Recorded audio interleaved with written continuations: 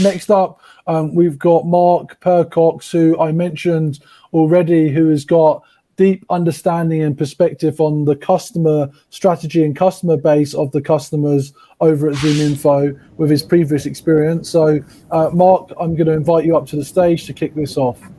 Thanks very much, James, and thank you for the opportunity. It's an absolute pleasure to be here today.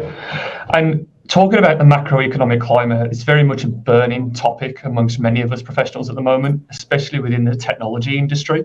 So over the next 10 minutes, I'm going to take a deeper dive alongside Grant to learn about more on what MessageBird has endured and what processes they've put in place over the last 12 months to adapt to this changing economic climate. I feel like I'm a bit in awe now, speaking to a sales award winner for a company that over the last couple of years, you one of the few companies. That was 2021. But we wrote off a lot of the year after that, right? I mean, with the whole COVID piece. So it's a pleasure to talk to you. And I think that the audience are going to take a lot of insight from yourself in terms of how MessageBird have adapted as a result of it.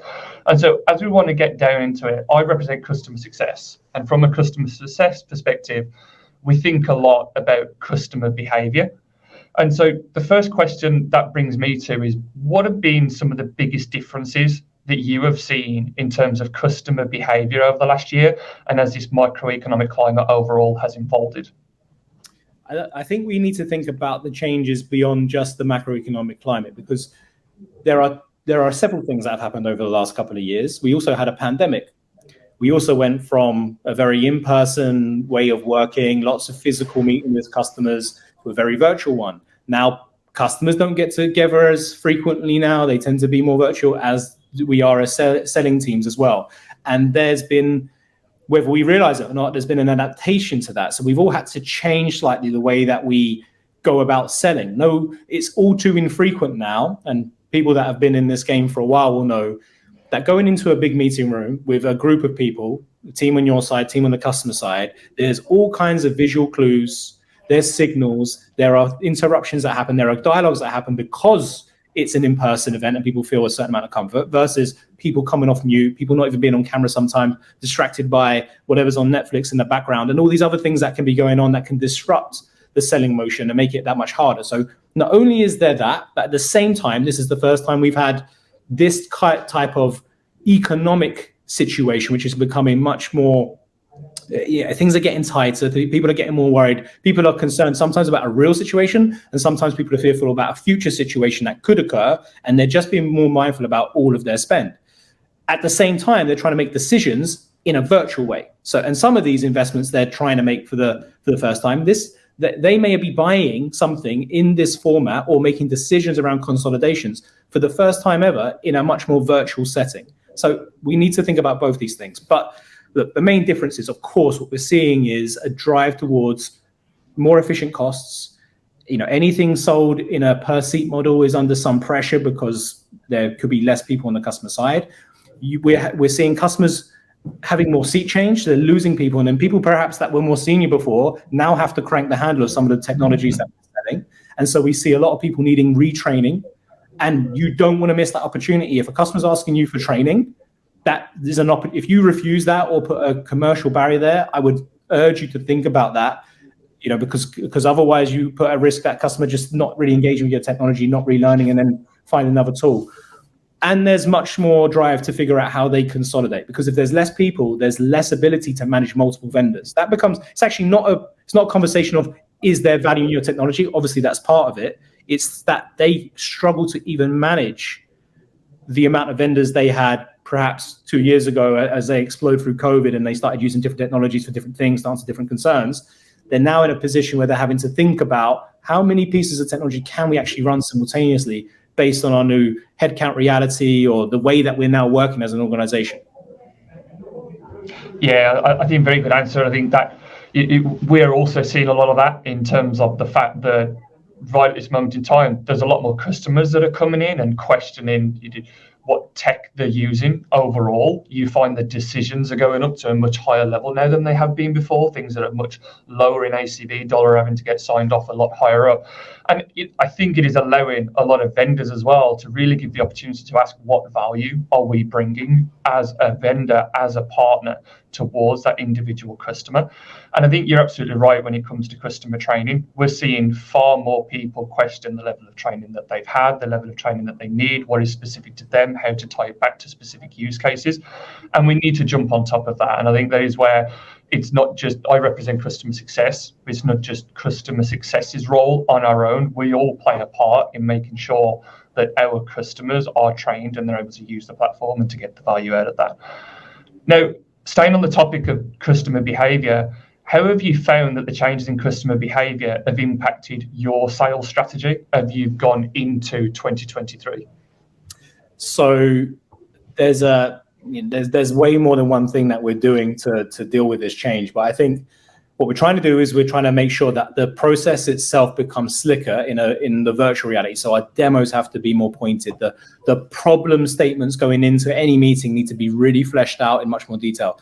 There's a pre-mortem, not just a post-mortem of a meeting now. So it's like, are we prepared in the right way before, not just what do we learn after doing? They have to both happen now. So we actually need to create the space to make sure that happens. But also, you always have to figure out who the real buyer is. And as you said, decisions around investments are now being made in most cases by a CEO and or a CFO. And often the CFO is becoming more powerful. And even if the CEO is like, yeah, I'm supportive, the CFO can still say, look, reality is we can't make any more technology investments, or we're not ready to do this, or we already have a technology that does that. And I don't care if it's inefficient, we're stuck with this. So be ready to figure out, if you can't speak to that person, how to enable your buyer to have the conversation with that profile, which means you have to be super succinct, super clear on the value created. And I think you mentioned this. And that's why don't miss an opportunity to create value with the way your technology is used. And if you've got a new user who's been maybe at some point aware of the technology, but now they're forced to use it, make sure that you've got a process for onboarding that person quickly and supporting them, especially in the early stages as a new user. If you lose them, you lose any chance of being a champion, and you won't even have the ability to have that conversation to educate them as to why they should keep that value. So if you can't speak to the persons that make the decisions, be ready to create the content and the business case that person will need to use to justify why they need to spend more money. Yeah, I love the term pre-mortem. I'll tell you, that might be something that I think about bringing back into our side.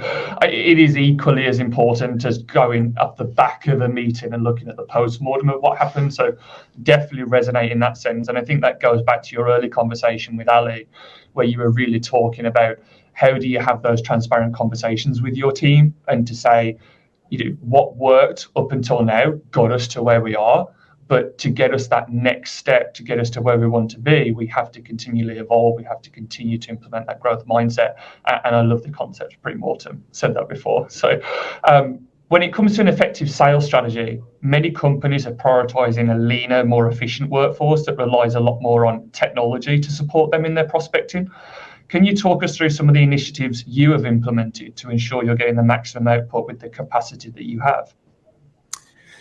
So, I mean, there's actually a few ways of answering this question. So first of all, we're relying on technology, but we're trying to rely on less technology. So the same way that our customers are also thinking about how they consolidate their stack around a smaller stack, we're doing the same, because what we've found is we are struggling to manage otherwise the number of different technologies that we use. But then what it forces us to do is the technology we have left, we have to use at a much deeper level. So rather than just using, because what we've had the luxury of using kind of like a best in class for that little function. Now we have to get the most out of the fewer technologies that we have left. At MessageBird, we've got a slightly different opportunity, because we have technology that also allows us to automate. So we can connect what our technology does and the flows we can create for automation to technologies like ZoomInfo to make sure that we drive more automation. So that before somebody gets a lead, the what's in that lead, how we connect content and information, demographic or whatever it is about that company to that lead flow, and get it routed to the right person and make that as seamless as possible, so that we can then meet our SLAs by how quickly we then follow up those leads. That speed, that urgency, but with the relevant detail, is something that we also can do on our own with the right partners. So of course we have the tools that allow us to drive sales cadences and things like this, but actually it's about using fewer technologies in the deepest possible way. I think that is going to be, how we become more productive and efficient, because then we have more we have fewer sources of data then to connect to help measure our teams. Because what had been happening is we got not only big as a sales organization, but the amount of technology that was being used, there was no consolidation of how's it all helping the journey. And then we found that certain regions were using this product quite well, but then other regions were not using it at all. So those things, they resulted in hard decisions, but let's then make sure that there's a unified strategy for how we use the technology we have left at the deepest possible level. It's a very good point, because otherwise you're struggling with that many tech vendors out there to really think about how is that impacting your overall customer experience, customer journey. So thanks for that. And then I think the final thing from my side, the audience are usually very interested in hearing about KPIs and how KPIs have adjusted. So when we think about measures of success for you, how do you feel that your priorities and the KPIs that you use to track those tactical priorities that we spoke about before and tying those back into the wider long-term goals, how do you think they have changed over the last 12 months? So I won't talk about message board context here because I've only been here since November, but I will talk about something that I think is pretty core to my way of building my sales organization. I've never had the luxury of working at an organization where it's growth at all costs.